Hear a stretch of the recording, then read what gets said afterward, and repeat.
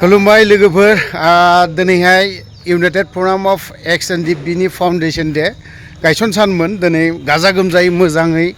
गाजा गोमजायै जालांबाय जानानैबो थांबाय आरो जाखिनि स्पिच जाखिनि बाथ्रा बुंनाय बेफोर आलासिफोरनिफ्रायबो मोजाङै जों खोनानो मोनदों लोगोसे दिनै आरोबाव मोनसे नैबे चिरां डिस्ट्रिक्ट ना हाग्रा दं बेवहाय BPF निफ्रायबो मोनसे केन्डिडेट फोसावनायखौ जों नुनो मोनदों सिडली बियाबनि BPF निफ्राय सोरखौ फोसावखो नङा होमबा बिनि खुसि बा रंजानायनि आरो UPPL निफ्राय निर्मलखौ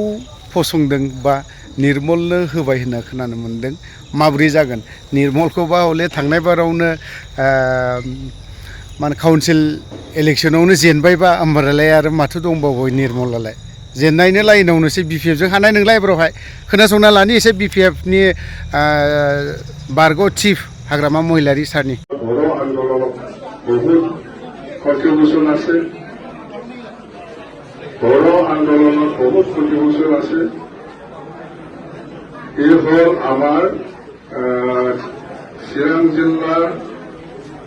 BTC সমষ্টিটো 13 নম্বৰ BTC সমষ্টি পৰে গাঁওটো হল বামন গাঁও 14 বছৰতাৰী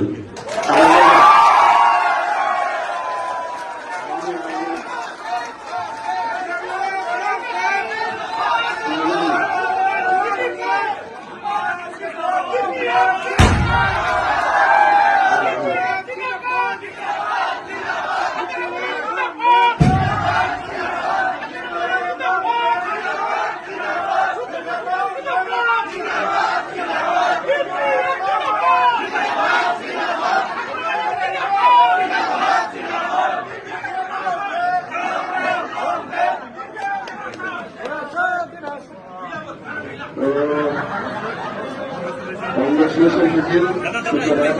congratulations again.